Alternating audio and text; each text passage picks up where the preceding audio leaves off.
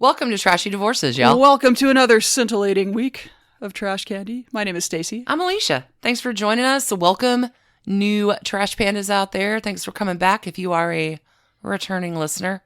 We've got two good stories this week. You gooped yours up pretty good. I am bringing you the Trashy Divorce, which is not at all trashy.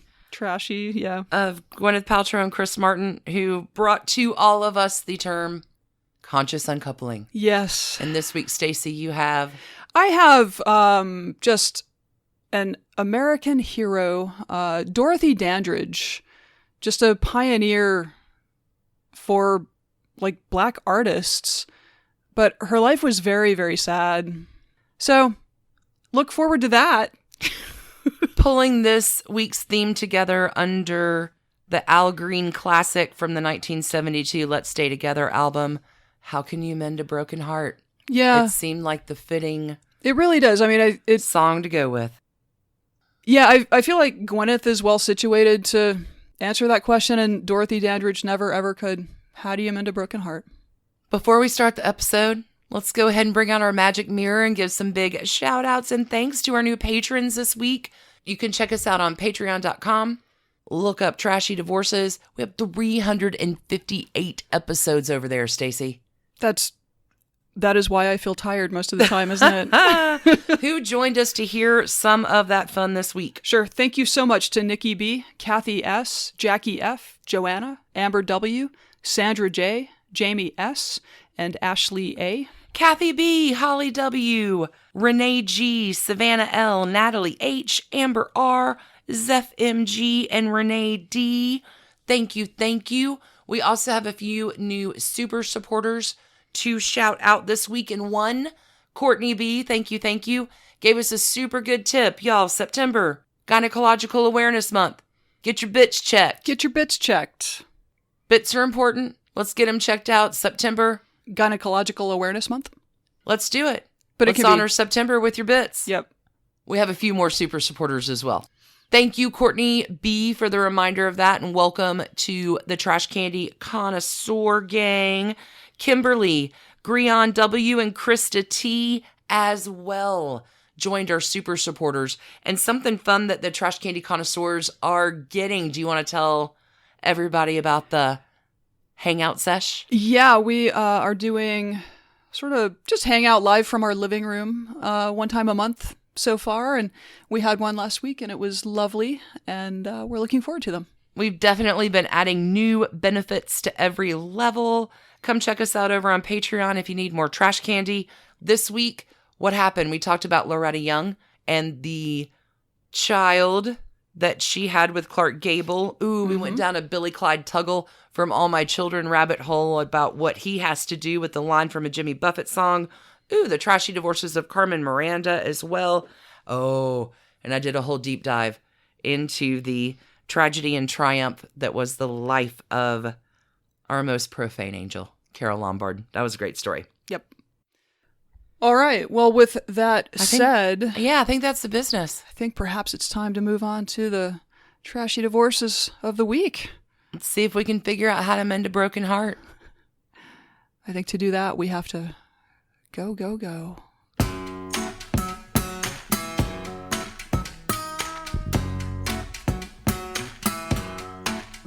So, Alicia, you have, I don't know, kind of a goopy love story for us here today. Is that right? I have never been more frustrated writing for a Sunday episode ever. You have mentioned that a few times this week. This is Trashy Divorces. It's our brand. And for all the trash that you may conjure up about Gwyneth Paltrow and Chris Martin, which is not a lot, their divorce, not trashy. Big reveal. It's entirely untrashy. Kind of the exact opposite is true.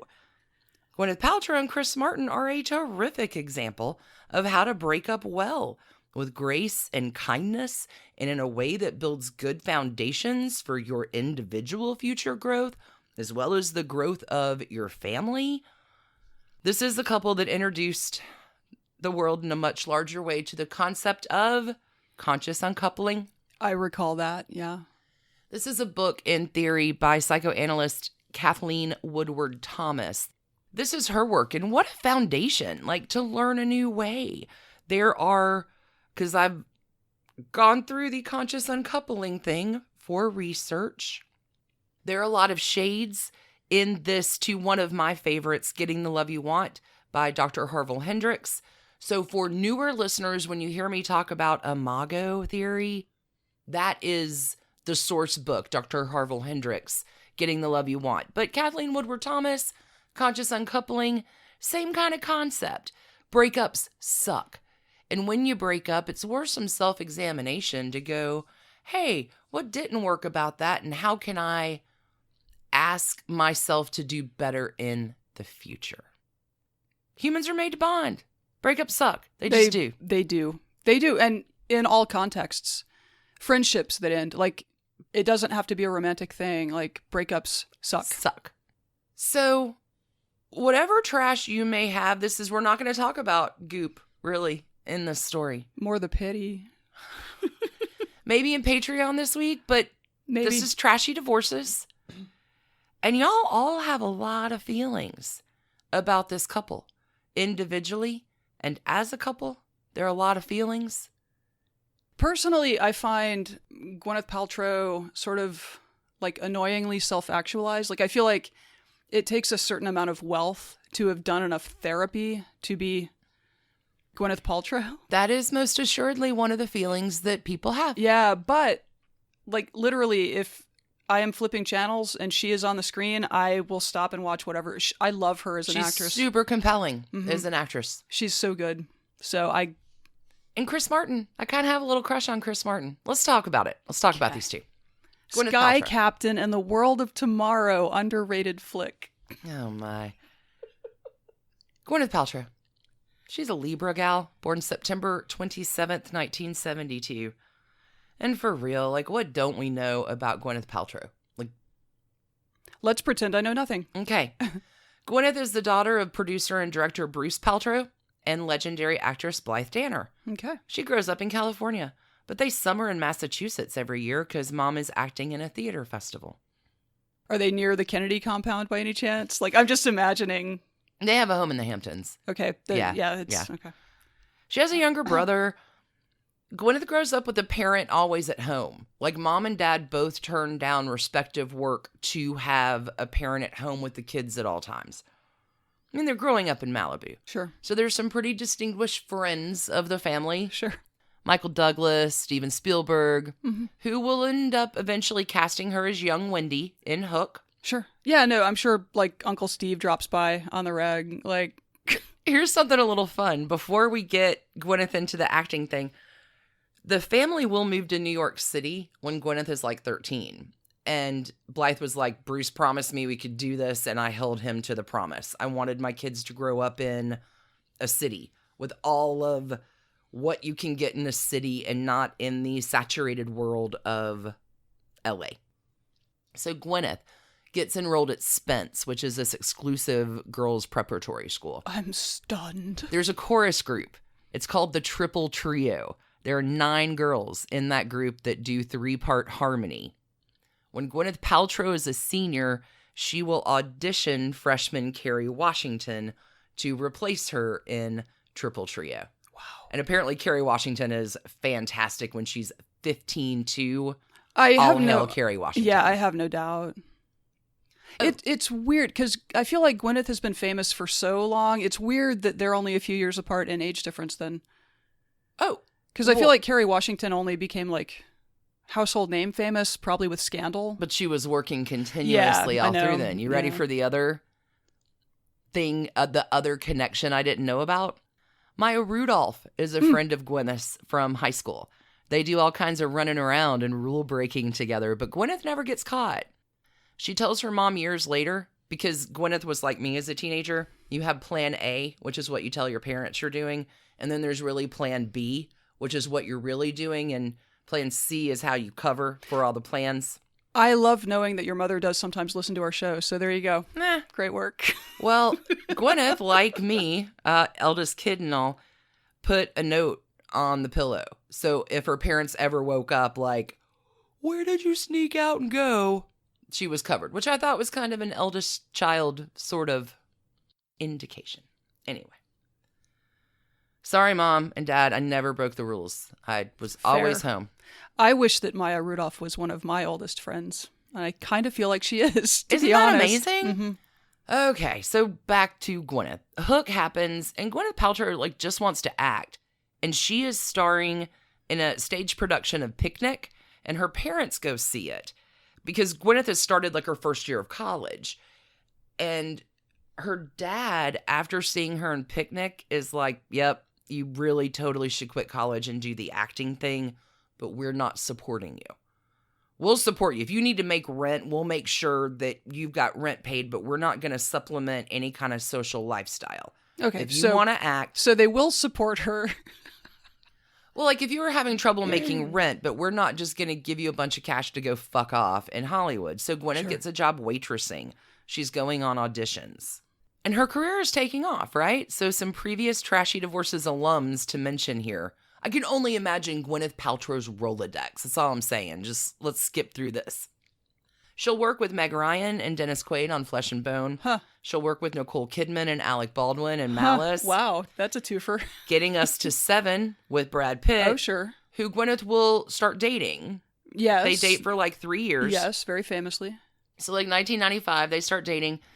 They go on vacation together. There's some private balcony pictures that Brad Pitt actually sues the European press over and wins that lawsuit. But it's like looking at F. Scott Fitzgerald and Zelda Fitzgerald again. They're the golden twins. Brad and Gwyneth together are just so shiny and golden, and that sort of look, that sort of image. But the press is all over them. Which there's part of that if you're going into a public career you take. But Gwyneth is kind of famously private. And I think probably you're going to get a lot of the reason here. So let's go ahead and talk about the ick part and the skeeviness that is Harvey Weinstein. Harvey Weinstein wants Gwyneth for Emma and the pallbearer. But sometime, some evening in 1995, there's an attempted assault. So I'm going to let Gwyneth Paltrow tell you about this one. This is from a piece in Vanity Fair written up about Gwyneth's appearance on Howard Stern. And again, all sources are linked on our trashydivorces.com website. In an interview with Howard Stern on Wednesday, the actress recounted when Weinstein allegedly sexually harassed her in a hotel room in 1995, asking her to give him a massage. Weinstein has denied the allegation. Paltrow, who was dating Pitt at the time, told the New York Times back in October that she immediately told her boyfriend what happened. Pitt later confronted Weinstein in an event and told him to stay away from her. She said a representative for Pitt confirmed the story to the Times. In her interview with Stern, Paltrow shared a few more details about how the confrontation went down. Quote, "I told Pitt right away, and I was very shaken by the whole thing," she said of the incident. Later, Pitt decided to confront Weinstein when all three were attending the opening of Hamlet on Broadway. Oh my God. It was like the equivalent of throwing him against the wall energetically, Paltrow recalled. It was so fantastic. He leveraged his fame and power to protect me at a time when I didn't have fame or power yet. He said, if you ever make her feel uncomfortable again, I'll kill you, or something like that. I mean, that's a really big deal given how powerful Harvey Weinstein was at that point. He was mega important in Hollywood. And so Brad Pitt, you gotta love the scene where Brad Pitt is beating up Harvey Weinstein at the opening of Hamlet. It's nice. Harvey Weinstein, although, should have been called out much longer ago than he was. And more often. Early and often. Dethroned long ago. In 1996, they continue to date. They're in Argentina for his 7 days in Tibet. They get engaged. And whatever attention the Golden Twins have on them before, it is amplified times 1,000. Within 6 months, the engagement is off. Brad and Gwen, out. During this time, we have one of my favorite movies ever, Sliding Doors. I will never turn off Sliding Doors. I love it. There you go. There's Emma. There's Shakespeare in Love. That's one of mine. Shakespeare in Love. Endlessly watchable. Well, in filming Shakespeare in Love, she's also there with her new boyfriend, another Trashy Divorces alum, Ben Affleck. Her Rolodex is quite expansive. Ben and Gwen are kind of quiet when they're filming, but these two date like a year, but he's not the one either. Now, in the filming of The Talented Mr. Ripley, Gwyneth is, I forget, Spain, Italy, I think. Gwyneth Paltrow's granddad, Buster, is diagnosed with liver cancer. So she's devastated, but she's filming and there's not any, Yeah. So it's already a tough time. She's filming, she's feeling depressed and feeling kind of helpless about it. But 6 weeks after this, Gwyneth gets the news that her beloved father, she's a daddy's girl, that Bruce has been diagnosed with throat cancer. Yikes. And this is going to send Gwyneth kind of down a devastation spiral. That gets done filming. Gwyneth's going to be in duets directed by Dad, as well as take him to the Oscars when she wins her Best Actress for Shakespeare in Love. Dad's going to hang in for a while. So in 2002, summer of that year, Gwyneth is planning her 30th birthday. She's going to take her friends and family on vacation to Italy, and it's going to be awesome. And Mom is filming, so Mom's not coming, but Bruce Paltrow is coming. And they're going to have a big party. And then Gwyneth and Bruce are going to go on a road trip through Italy, like a daddy-daughter, spend some time together kind of thing. So Gwyneth's birthday, September 27th, they have the party. Gwen and Dad take off on the most magnificent road trip. Bruce develops pneumonia, and he'll pass away in Rome on October 3rd, 2002. 6 days after her party. That's just sad. Yeah. I mean, losing a parent is a significant psychological stressor. And it's sad. It's just all sad. So a few weeks after Dad's passing, Gwyneth's friend Mary is like, hey, I have tickets for this Coldplay concert. Let's get out of the house. See if we can shake the sadness off for a few hours. Mary's a good friend, right? Mm-hmm. Okay. So I'm going to leave Gwyneth Paltrow, part of the Trashy Divorces Depot, heading to the Coldplay concert in the fall of 2002. Okay. Let's meet Chris Martin. Christopher Anthony John Martin. He's a Pisces kid. March 2nd, 1977. He's the oldest of 5 kids. 4 names, really. 4 names. Everybody's got 4 names, apparently, in Britain. It's a thing. Oh. See, okay, he's British. Mom is a music teacher. Dad's family is in the caravan and motorhome business. They're large vehicle salespeople? Yeah, Okay. Granddad founds this caravan and motorhome sales business in 1929. Also, another fun family tie here. The dude who campaigns for daylight savings time to be a thing, his name is William Willett. This is Chris Martin's great-great-granddad. You bastard. Like a well-to-do family, Chris goes to the proper schools and all that. Off to university. He has some nice flatmates. They're all sons of teachers, nice blokes. And they're like, we all like music and we're all sons of teachers. Let's make a band. It's 1996. Why not, right? Thus was born the Sons of Teachers. Well, at first, their band name is the Pectorals with a Z, with a Z. Then they're called Starfish. And there's another band scooting around at the time that's called Coldplay.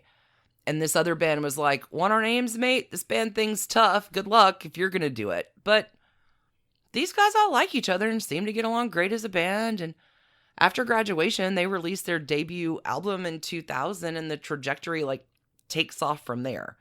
Coldplay is a thing. Launch in 2000. On tour, big success. People really like Coldplay. It's fine. They're doing concert dates, making the music thing happen. Chris Martin has had a girlfriend before, but one girlfriend before. So he's playing in the fall of 2002. There's Gwyneth. And it's love at first sight. He's smitten. She is too. Chris Martin will say, I won the lottery. Whoa. I had one girlfriend and now I'm dating Gwyneth Paltrow. Right. Whoa. I think Chris Martin is just nice guy TM. He is an affable fellow and he's charming. Have a little crush on Chris Martin. A few things that I love about him before we get these kids together. Just a few little anecdotes. There's this one quote from him talking about Coldplay. He says, "We rely more on enthusiasm than actual skill. Whatever you do, do it enthusiastically and people will like it more." I mean, he's not wrong. Totally true. He's not wrong at all. Also, Coldplay plays a gig on Austin City Limits in 2005. And as they're prepping to do it, the producers are like, "Who do you want as a guest?" And Chris Martin is like, "Michael Stipe. Michael Stipe is the guest that I want." And so here comes Michael Stipe singing Cold Swimming with Chris Martin at the piano. Night Swimming. What did I say? Cold Swimming. Fuck. Which is Night Swimming by Coldplay. So here goes Michael Stipe. Also a model of how disease vectors. Singing Night Swimming. And Chris Martin's so cute. He's like, "This is the best song ever written, in my opinion." And it's a beautiful version. And Michael Stipe gets done singing. And Chris Martin, in just this effusive joy on that last note, does this like little double fist pump. This was saved. This is why we still had a DVR. Because I would watch this little moment of a clip. Yeah, you've made me watch this a few times over the years. It is every bit as sweet and endearing and cute as you say. Fell in love with Chris Martin. And then. Right, then I informed you that the internet exists and you can look that clip up. You can't. You can find the very end of it. It cuts off during the cutest part, but it is linked on the... Anyway. Okay. Back to the story. These two, they're smitten. Gwyneth, Chris, the attraction is there. They will get married December 2003 in Santa Barbara. They go to Mexico on their honeymoon. And for people in the public eye, they do it very quietly. They're really, really private about their internal lives. Baby number 1 comes along in May 2004. Baby number 2 comes along in 2006. And Gwyneth Paltrow is acting less, momming more. She does go through a bout of postpartum depression, which is a real and significant thing. Let's make postpartum depression more of a significant thing that we look at and support. The brave baby makers out there. The brave baby makers out there. That's it. Okay. 2008 will also be the beginning of what will become her lifestyle brand, Goop. Oh, no. It starts as a blog. Well, because she's traveled her whole life. Like, her parents traveled with her, and she knows the places to go in each city to do whatever. And so, kind of recovering from postpartum and sat down and just, like, these are the things I know about the city. Does it start out as, like, a woo-woo wellness thing? It starts as a blog, just travel tips and like recommendations and... Vagina shaming. It grew into that later. Okay, this is not a podcast about Goop. But if I am paying $15,000 for a vibrator, it better be doing every bit of the work. Like remotely even. Like you could be in the next room. I need you on my block. That is pricey. I digress. Okay, back to the story. Chris Martin is touring. There's music. He's daddying, and Gwyneth Paltrow is going to merge back into acting. Robert Downey Jr. gets her in for the Iron Man series. Oh, yeah. Pepper Potts.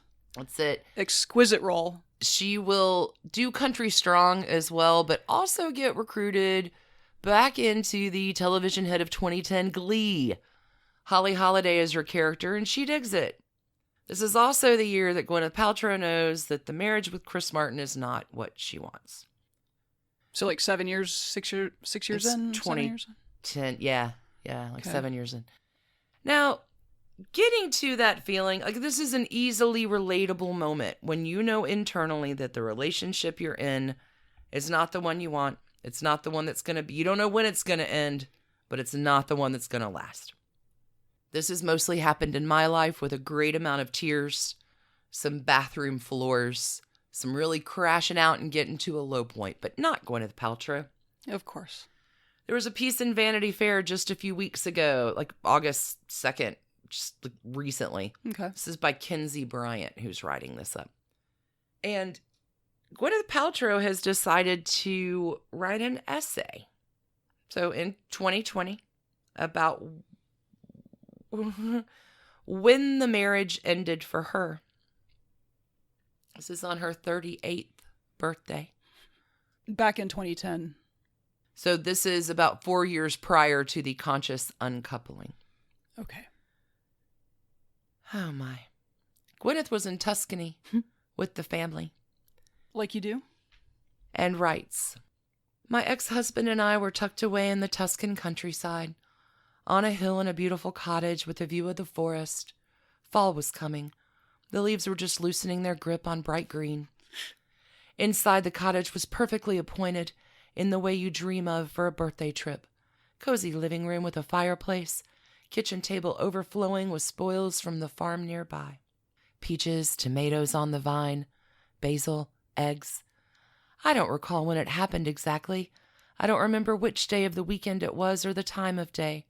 But I knew, despite long walks and longer lie-ins, big glasses of Barolo, and hands held, my marriage was over." Oh my God, that's her 2020 thoughts.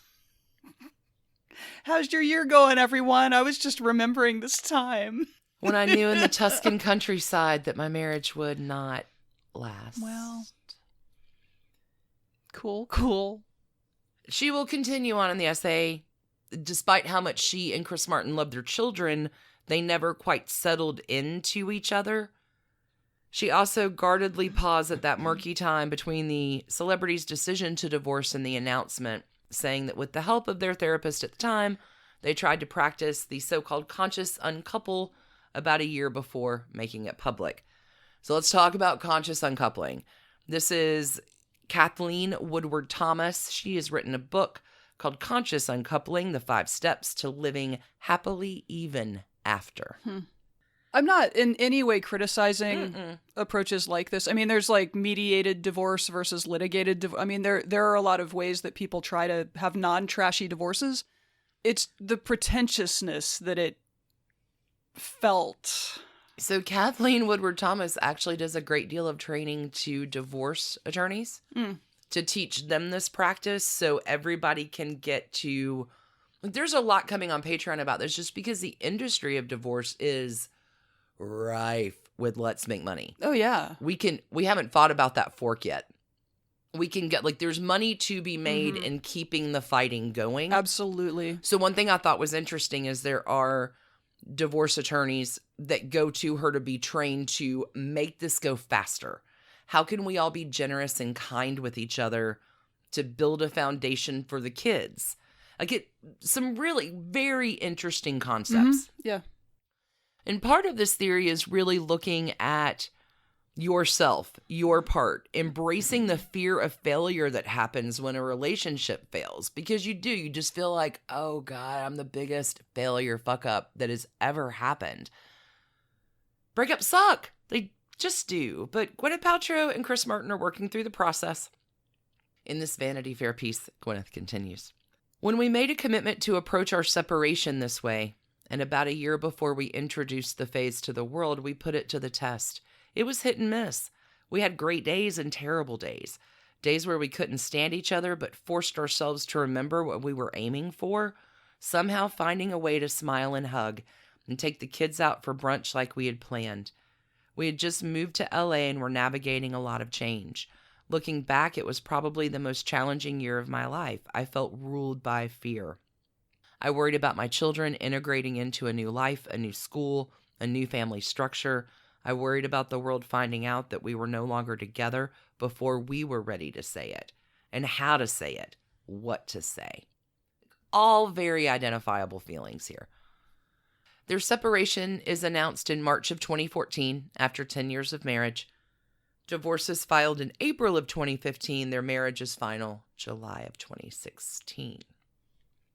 Now, what's the rest of the story?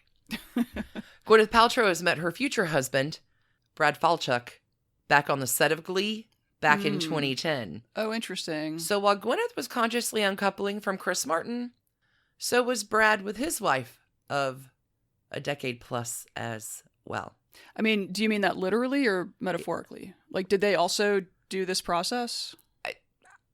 I'm thinking they probably shared the book. Okay. Because everybody's sort of splitting up kind of at the same time. Right. I'm not saying there was anything going on. This is a very proper way to do it. Both realized these are not the marriages we want to be in. Got themselves free. Gwyneth and Brad will make their romance premiere together in 2015 at Robert Downey Jr.'s 50th birthday party. Brad and Gwyneth do get married in 2018. Seems to be going well. He has kids too. Everybody is very much in this super happy family mix. Everybody broke up well. All the kids are super well adjusted. This is huge. This is a strong recommend. We'll see. No, it genuinely does sound like a much preferred alternative to screaming fights in courtrooms and headlines about whatever, blah, blah, blah. Yeah, this is not their kids. Yeah. Gwyneth's daughter is 16. She's driving. Her son is 14. He's playing a lot of guitar. They've all been quarantined together. Like, she's ever present in the media, right? Because her lifestyle brand is raking in the dough. Business and the doing of appears to be her new thing. She's goopy with wellness dollars. Again, not part of the trashy divorce. Chris Martin, nice guy TM. He's doing just fine. He's got $94 million in the bank and has been dating Dakota Johnson, the daughter of Melanie Griffith and Don Johnson, since 2017. Everybody's super happy in all of this. And if they're not, it's a terrific facade. But wait, I have the oddest thing about all of this swap.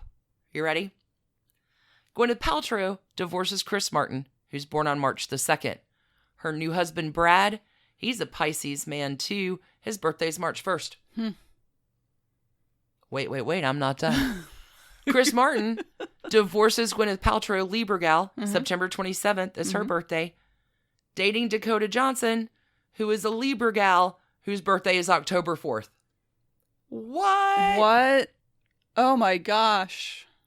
I'm just saying it is worth doing a forensic examination Is it? on your love zodiac signs, people. It will teach you a whole lot.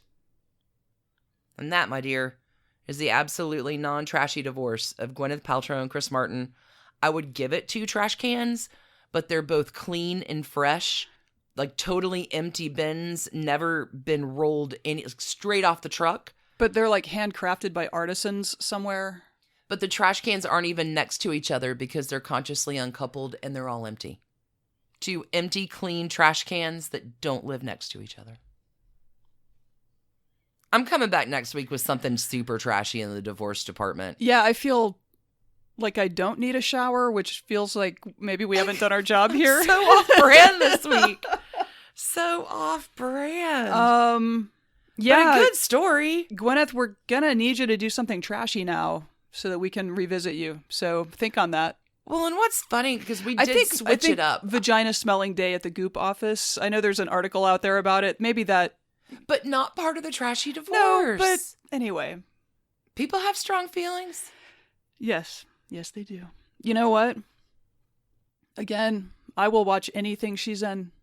Compelling. Despite my strong feelings about her, like, complicated. As a business owner and as a person, like, she's a great actress. She's a great actress, and I do feel like she puts herself out there in, like, she is ever present. Like, she's doing a lot of press, but she's famously private. If y'all are talking about vagina smelling candle day in the Goop office, you're not talking about my marriage. You're not talking about my kids. You're not talking about you're not talking about the personal parts of me that I don't want shared with the world.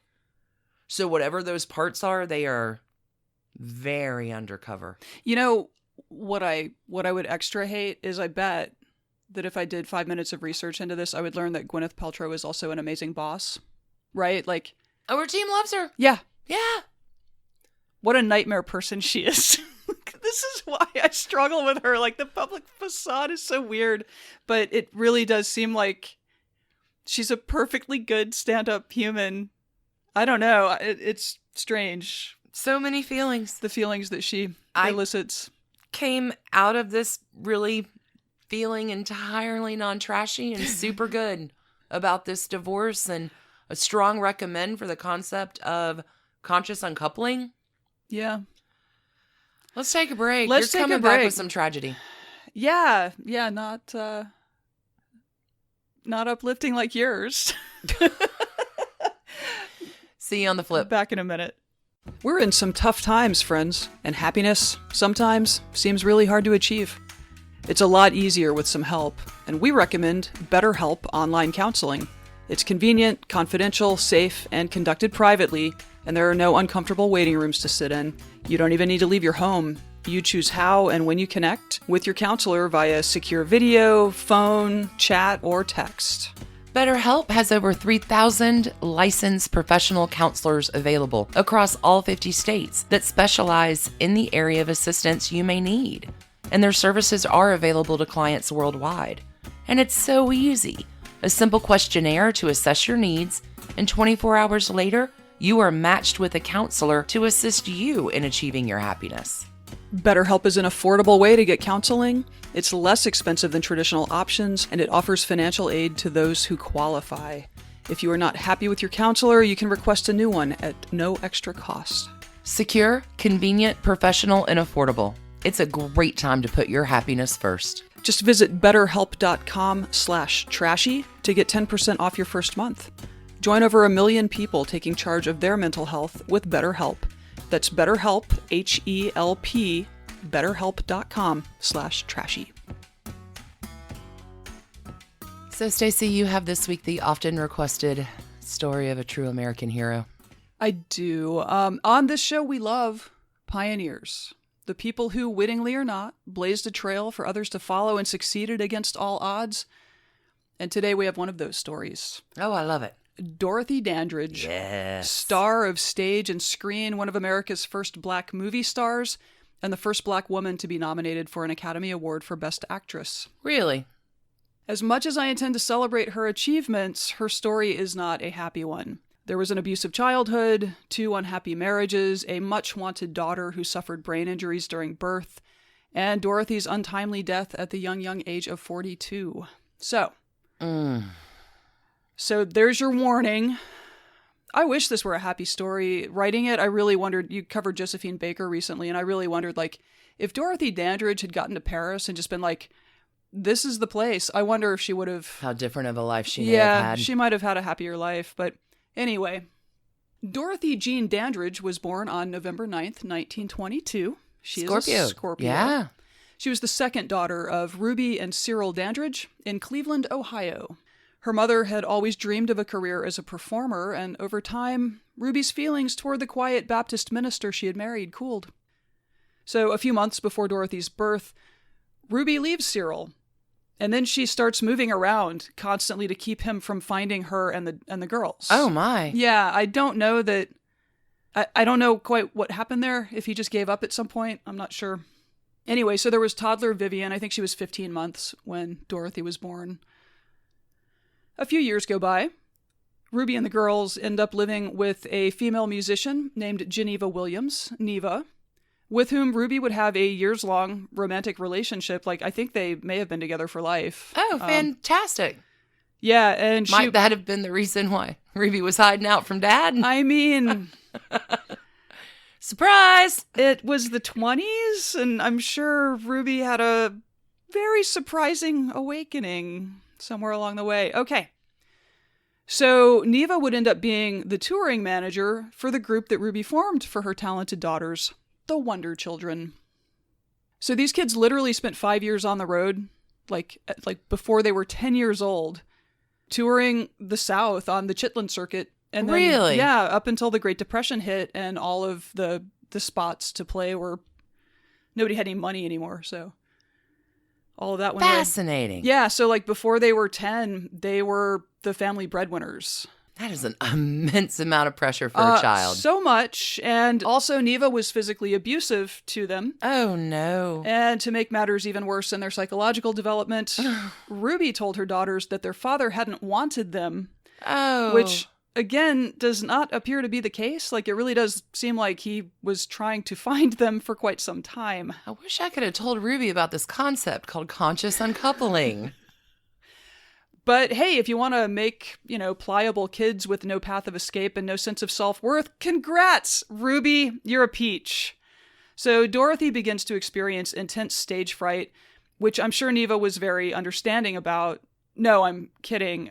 Obviously, she wasn't absolutely horrible. terrible, and this was just a pressure cooker kind of stuff for like an 8-year-old or whatever. Like they damaged their kids. This is trauma. Yeah. Just broke them. So with the onset of the Depression, Ruby decided to cut to the chase and move the family, including Neva, out to Hollywood, thinking that the moment for the climate. Thinking that the moment was ripe for her to make it big in the movies. Oh, wow. Weirdly, Ruby did end up working steadily for years in Hollywood. She has her own IMDb page.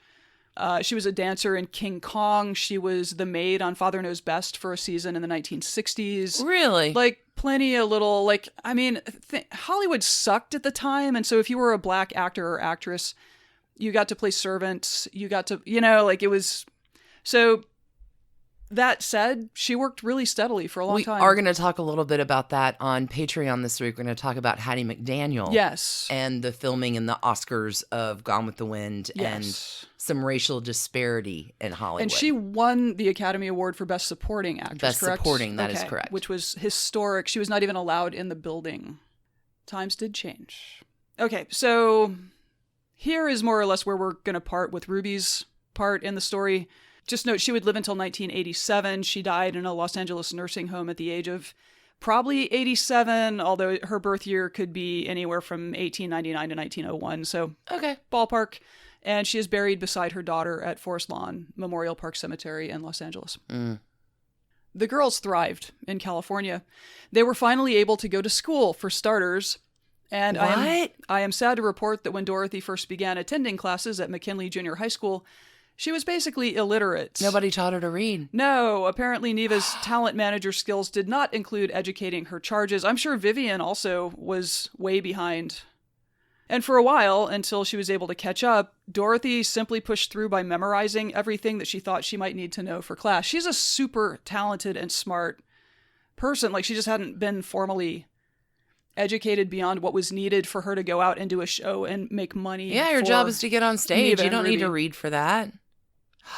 Wow. Yeah, it's, again, this childhood is just a disaster. So in 1934, so she's about 12 now, along with a classmate named Etta Jones, the Wonder Children were relaunched as the Dandridge Sisters, and they really took off. This became a very high-profile act. I saw it compared to the Andrews Sisters. Really? Okay. Yeah, it was like 3-part harmony. I mean, similar to like Gwyneth's triple trio. Mm-hmm. Yeah. So it's 3-part harmony. They're beautiful, fresh-faced, and they got noticed in a big way. And they're in Los Angeles, so they start getting little roles in movies, like as a singing group again. By 1938, Dorothy's about 15. They get booked at the Cotton Club in New York. That's a huge deal. Huge deal. And there they met the extremely famous, like, song and dance, like, tap act, the Nicholas Brothers. And while both Fayard and Harold took a shine to Dorothy, it was Harold, the younger of the brothers and just a year older than Dorothy herself, who would in 1942 become husband numero uno. Okay, Harold. A little bit about Harold. So Harold Lloyd Nicholas was born on March 27th, 1921. So he's Aries. His big brother Fayard was 7 years older. He was born October 20, 1914, and is a Libra. Not that matters. I think they spent their early years in the South. Fayard was born in Alabama, Harold in North Carolina. They were the children of pit musicians in a playhouse orchestra, and when they were young, they moved to Philadelphia, I think, for more steady work. So, I mean, the boys grew up watching vaudeville shows while their parents played in the orchestra. And Harold was just 11 years old when he and Fayard became the feature act at the Cotton Club. 11 years old. Wow.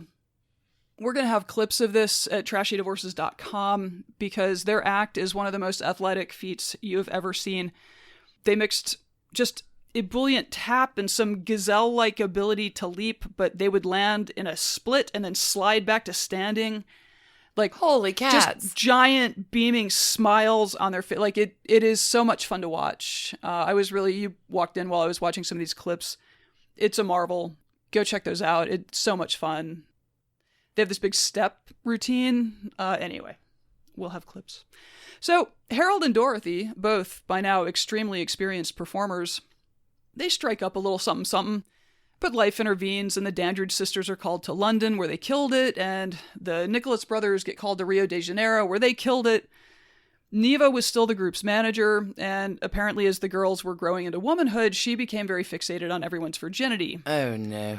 But because she was abusive, this meant that she wanted to physically examine Dorothy at one point. No, nobody, no. Yeah, no. which became an altercation that ultimately came to blows, with Neva ending up on the ground and Dorothy standing her ground.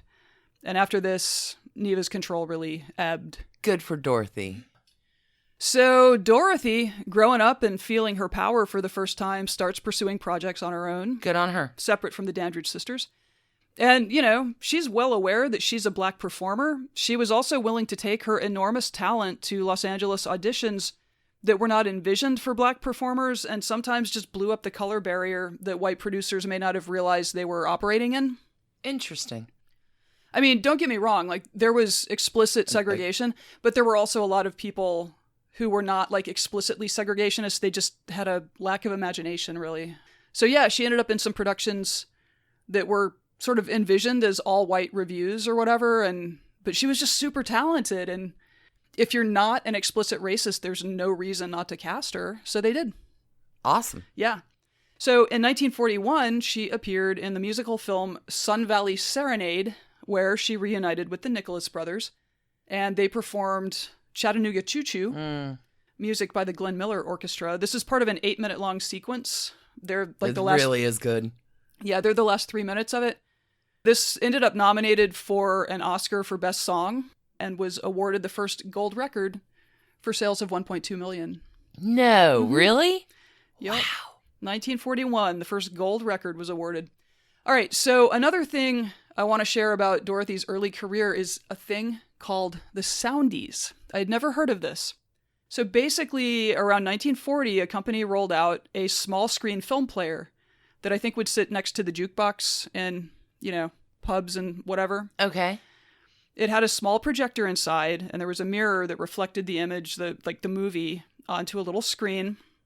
And for 10 cents, you could watch a 3-minute long, in effect, music video. Really? Yes, and there was a loop of 10 of you couldn't choose. You got surprised. You just kept putting your dime in, and the next one would cue. The Soundies. I've never heard of this either. The Soundies, yeah. These were like big song and dance costume affairs, and they were really racy. I mean, the clips I saw of Dorothy Dandridge in them, like, she was in skin tight, like, very, just, you know, the type of, like, a racy costume that wouldn't be censored. I mean, we've seen the skirt of 16 Bananas. It's very similar. It was very much in the Josephine Baker. Huh. I mean, there were more, but like one of the clips was very much in that style.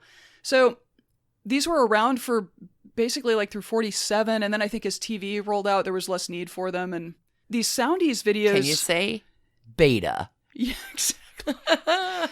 So the Soundies are valuable from an archival and music history standpoint because a lot of black musicians appeared in them during this era when, like, Hollywood was not open to giving them roles. Sure. So, like, if you want video recordings of, I mean, Fats Waller, Duke Ellington, Sister Rosetta Tharpe, Count Basie, Cab Calloway, Lena Horne, Louis Armstrong, Nat King Cole, and like a bunch of other artists in the 40s, these old Soundies, they've made they've been released. They were all licensed out to various companies. And anyway, I had no idea this thing existed. So that is fantastic. There's your pub trivia thing. If you wanted to watch music videos in the 40s, they were called Soundies. Okay, back to the main story. So all signs point to yes for young Dorothy, who is building a career on her own terms.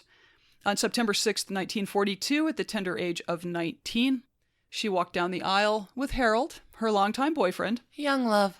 And almost instantly became a golfing widow. No. The man was obsessed, and when he wasn't out golfing, he was often out carousing for days at a time. So it wasn't the happiest of marriages from really very early on. Although for a minute, I think they both thought things would get better when Dorothy became pregnant in 1943. A baby will fix everything. A baby will fix everything. But Dorothy really wanted to, like, she really wanted a baby. Like, she wanted a domestic life. She wanted a husband who loved her. She wanted kids. I don't think she really, again, show business had been forced onto her. And I think she really would have been quite happy to step back and mostly lead a domestic life. Sure. September 2, 1943, Dorothy goes into labor. But I guess she had been through some false labors already. So Harold, like you do, leaves her at her sister-in-law's house and takes the only car they have to go play golf. No. After a while, it became clear that this was real labor. And so the sister-in-law is like, we need to get you to the hospital. But I think not unreasonably, at least in the short term, Dorothy's like, I don't want to do this without Harold there. Like, let's just wait a little longer. Eventually, things progress to emergency type level. Sister-in-law goes out to try to find a car in the neighborhood to drive her to the hospital. This takes additional time. By the time they get Dorothy to the hospital, the delivery was all kinds of messed up. They had to use forceps to it's tragic. Deliver daughter Harolyn. There was a period of oxygen deprivation in the process. And Harolyn, Lynn is how she was known. She suffered significant and irreversible brain damage. They didn't really know this until she got to be 2 and 3. And like she never developed the ability to speak. It's very sad. So there was extensive testing and imaging. The physical structures. How do you ever forgive Harold after that? Well, she just blamed herself. Nope. I don't think she ever blamed him. Those black-eyed peas tasted fine, Harold. Whew. Yeah, so the structures, like the physical structures of her brain were misshapen by the time they were doing imaging when she was 3. Oh, it's tragic. It was a crushing emotional blow to Dorothy. Again, she would have been quite content to just be Mrs. Harold Nicholas and raise a brood of beautiful and talented children. But that dream was not to be. So Lynn would be Dorothy's only child, and her marriage to Harold would erode in the aftermath of Lynn's diagnosis. Dorothy found private full-time care for Lynn. Like, doctors were like, put her in an institution and go on with your life. And she was just like, not going to do that. Yeah. She was literally told to have more, like have another, like get rid of that one and have another kid. Wow. The 40s and 50s, man, brutal. Okay.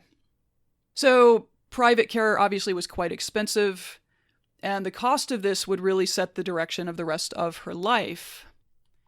In theory, she was not alone going through this ordeal, but in practice, Harold was coping in his own way, mostly by not being there.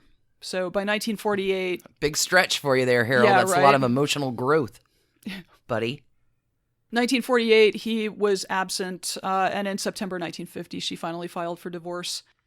Another fun divorce fact, since we're talking about fun divorce facts in this episode, everything was terrible until like 10 minutes ago, and in the 1951 divorce decree, there was no provision for Harold to support Lynn's medical needs at all. And obviously, also the earnings at that time, like he would have been making much more money than Dorothy for like... Why don't you just stand up and take care of your kid, Harold? Oh, Harold. Yeah. Yeah. Things have improved a bit. Haven't seen him around, officer. I don't know where Harold is. Okay. So let's be clear, though. Dorothy tried to get help with coping with just this mountain of shit that she was suddenly... Again, she's still really young. She's in her 20s. Like, she goes into therapy, but at that time it meant psychiatry, which was very medication-focused.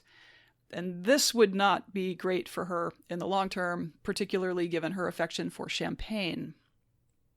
Because of Lynn's extensive needs, Dorothy, again, would have been perfectly willing to walk, suddenly needs like a lot of money on the regular just to provide for her daughter. Yeah. So she turned heads in a big way in 1951 when she played Queen of the Ashuba in Tarzan's Peril, which made the censors very uneasy because they were prudes. She had some provocative costumes.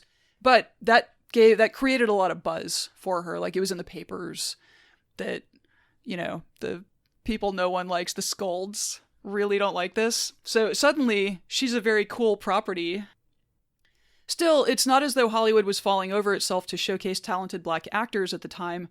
So she worked with jazz pianist and band leader Phil Moore to put together a show to return to headlining nightclubs. Okay. So they were an item for a while, and it seems like fairly happily, but things cooled when she did a stint in Vegas. Incidentally, she was the first Black performer to be allowed to stay at the hotel where she was performing in segregated Las Vegas. Really? Yep. Although when she wanted to go swimming, they closed the pool.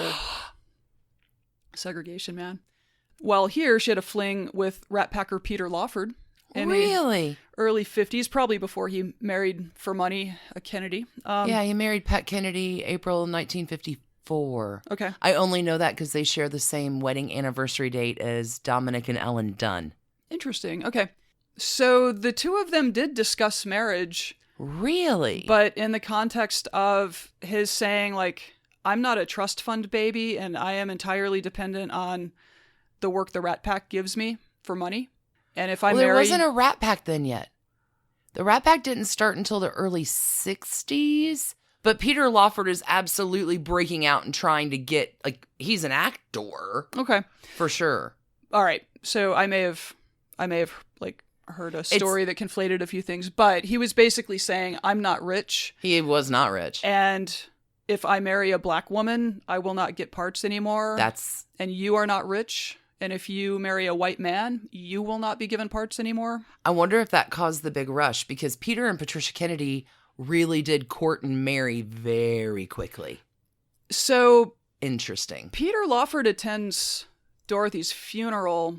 He was scheduled to speak, but backed out at the last minute. Oh. And I wonder if, in fact, he was, like, perhaps she was his great love. Feeling the feels. Yeah. But he needed money. He needed Kennedy money. And the cachet. Yeah. Yeah. Anyway, America, land of dreams. So, in 1953, Hollywood lights up with news that director extraordinaire and tyrant Otto Preminger would be spearheading an African-American reimagining of the Oscar Hammerstein musical Carmen Jones, based on the Bizet opera Carmen. Dorothy understood right away that this was the role of a lifetime. Yeah. But Preminger was not immediately taken with her. Like, he'd seen some of her other work where she was pretty toned down. He needed a vixen. And so she got together with some makeup artists from Max Factor. She found what was described as the trashiest blouse in her wardrobe and pulled it down over one shoulder, or like off of one shoulder. And she said she sort of rolled around like a minx for a while. And then she heads over. Sounds like a Tuesday at our house. Just kidding. So then she heads back to Otto's office in the evening and, like, you know, kicks the door in like you do. And I just made that up. With your kitten boots. But, I mean, she walks in like... Owning it. Look, the word she used to describe this persona was horror, right? And, like, we don't tend to use that word on the podcast. She walks in and Otto Preminger reportedly goes, Carmen! Wow. So she got the part. Okay. Starred opposite young Harry Belafonte, who, yeah, wow, was hot. I just did not realize he's super hot. He's been an old man in my life. All right.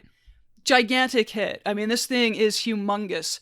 It turned Dorothy into perhaps Hollywood's first African-American sex symbol, like, for consideration by white audiences. Sure. Like, this was a no-no. This had never been something that was allowed, but she lands the cover of Life magazine that fall.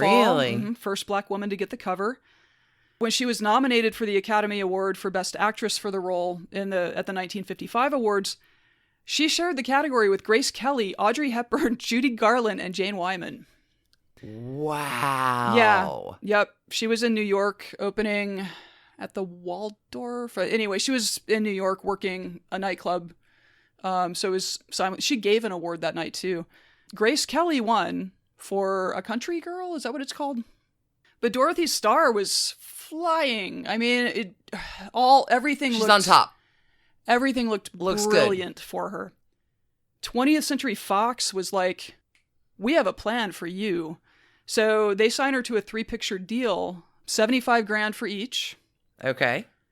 Well, that sure takes care of Lynn's hospital bills. Right. Yeah. And they they were working on this plan to build Dorothy Dandridge into America's first black screen icon. But... Oh, no. Oh, no is correct. During the filming of Carmen Jones, she and Otto Preminger, Nope. the tyrant of Hollywood, Oh, no. had begun an affair. Yikes. So as the studio was strategizing with her and like coming up with roles that would grow her profile and, you know, just get her, I don't know, just keep her in front of audiences in a really important way, he is whispering in her ear that she's now an international superstar and that she should only accept leading roles. So she starts turning down parts on his advice. And eventually the studio stops offering them. So, like, she dumps Otto after a few years, but, like, here's the timeline. 54, she stars in a hit movie. 55, she's nominated for an Academy Award for the role. And then she disappears for years. All right, so she does return in Island in the Sun in 1957. Sit on down, Otto. I've made a nice meal for you. Dude, I'm mad. I'm mad that women continually get fucked over by men. Yeah, obviously she could have made different choices here, but I don't know. I guess you think, well, Otto Preminger is my ally and he's not going to do me wrong. Well, he did. He did her wrong. Right. And he kept doing her wrong. Yeah. We'll get to that. All right, Oh, no. in Island in the Sun, she again breaks the color barrier by playing a West Indian shop clerk in a relationship with a white man. This was so fraught. Like, the censors were all over this. They couldn't kiss on the lips. He was not allowed to tell her, like, the white actor that she was starring with could not tell her that he loved her. Like, they finagled it so he says something like, you know that I'm in love with you, or something, but he could never say I love you on screen to a woman of color. Interesting. Yeah. Apartheid, man. It screws up your art. Let's just say that. So it was controversial. It was heavily edited by the censors, but it was a big success too. So she's back. Woo! There were certainly other movies, but she suffered another real psychic wound in 1958 when she signed on with Samuel Goldwyn to make Porgy and Bess. This decision was extremely controversial among black moviegoers because of the prominent stereotypes of black Southern life in the show. Absolutely. Sidney Poitier co-starred with her. I think they both regretted, but she regretted it for myriad reasons that he didn't. I think things started well enough on set, but the original director left and was replaced with none other than Otto Preminger. Oh, no. Who appears to have taken the opportunity to torture the woman who scorned him. Like, this production dragged on. It was way over time and budget. What a dick. He criticized her mercilessly. Like, there was no performance she could give that he considered good. Like, so I think by the end of this production, she really just did not know up or down for quite a while. Like, her self-esteem was shot. He just... That is rotten. Wrecked her for a time. So, tragically, this period of like, serious on-set abuse led her to her second marriage. Okay. To a club owner named Jack Dennison on June 22nd, 1959. Apparently, she believed he was a successful businessman, but on their wedding night, he explained that no, actually, he was really deeply in debt and might lose his club. Oh, This my. led to her performing there to try to save it, which she felt really humiliated by. And to make everything better, he also got violent with her when it suited him. No. So they divorced in 1962. No. And even more fun, while sorting all of their financial affairs, Dorothy learned that her money managers had stolen a lot of her money while also failing to pay her taxes. Shit. All told, she was out $150K to the theft and owed the government another $139,000. Oh, no. That is horrible. Dorothy Dandridge, age 40, having been working in show business since she was like 3, has to sell her house. And after decades of working so hard, she could no longer pay to keep Lynn in private care. So she was forced to make her a ward of the state and place her in the Camarillo State Hospital in Camarillo, California, while she herself moved into a tiny apartment in West Hollywood. Really very, very sad. So sad.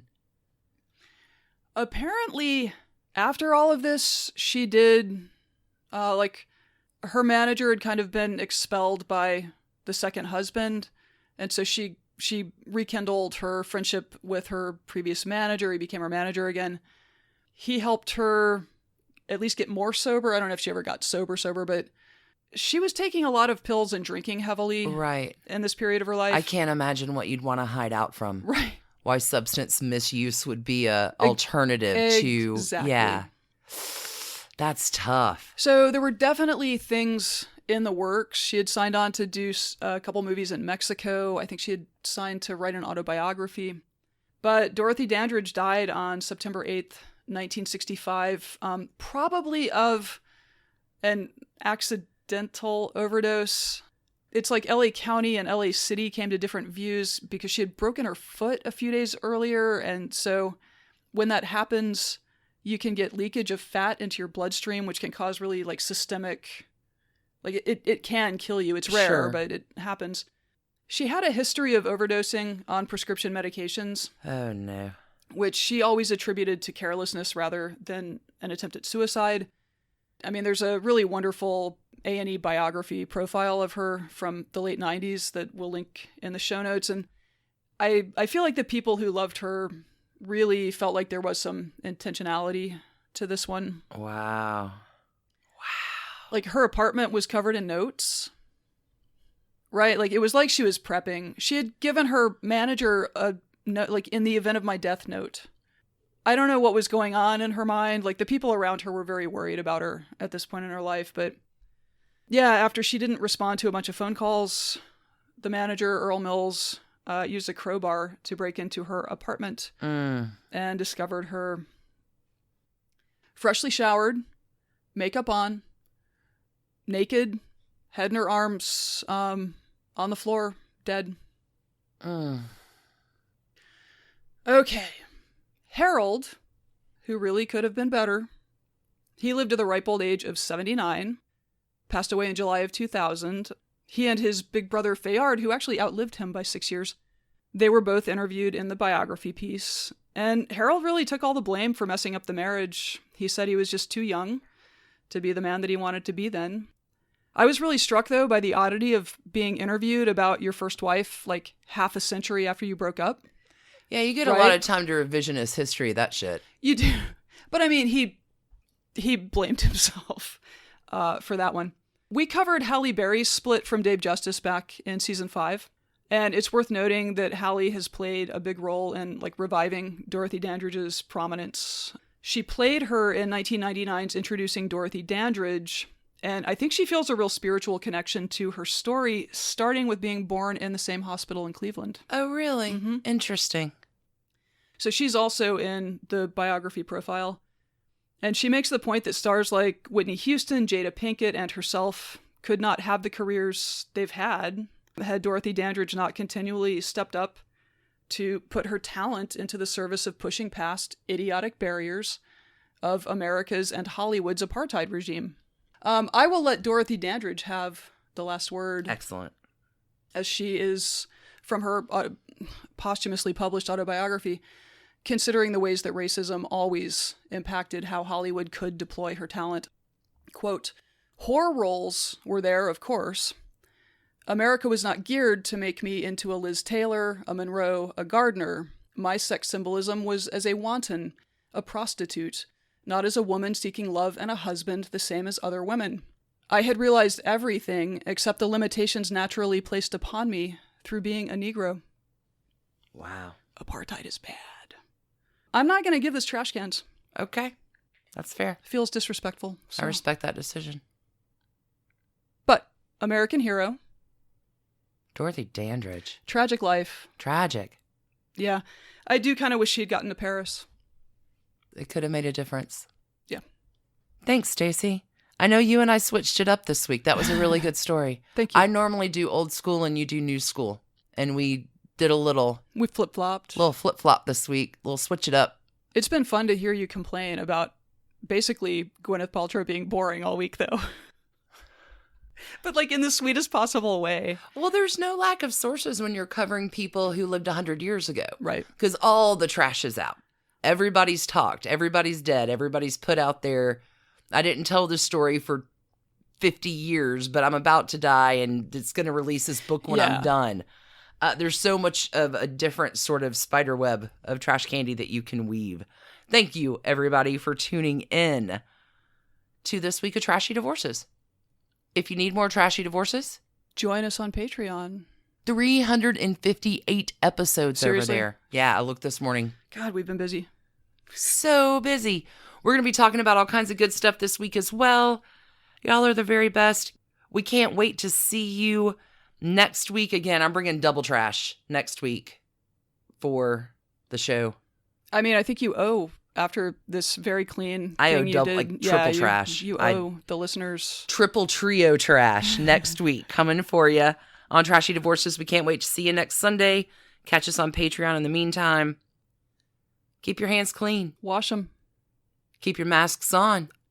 Wear them. Keep your hearts trashy. Do that. Cheers, friends. Thanks, everybody, for tuning in. Bye, everyone. Bye. Trash Pandas, thanks for listening. Trashy Divorces is written and produced by us, Stacie and Alicia, for Hemlock Creatives. You can contact us at trashydivorces@gmail.com. Our art is by Sydney V. Smith. Sydney V. Smith at carbonmade.com. And our music is used with permission of Ratsy. You can find her at Ratsy's store on Instagram. Check out episode sources, photos, soundtracks, merch store, and more at trashydivorces.com. Need more trash candy? Our Patreon community includes some of the bestest humans around, as well as a bunch of bonus content every week. Join the fun at patreon.com/trashydivorces. Last but not least, come play with us on social. We are at Trashy Divorces at Instagram, which Alicia mostly runs. Twitter, which Stacie mostly runs. And on Facebook, which we split. We also have a Trashy Divorces discussion group on Facebook if you want to chat with other Trashy Divorces listeners. Thanks again for listening. Keep it trashy, y'all.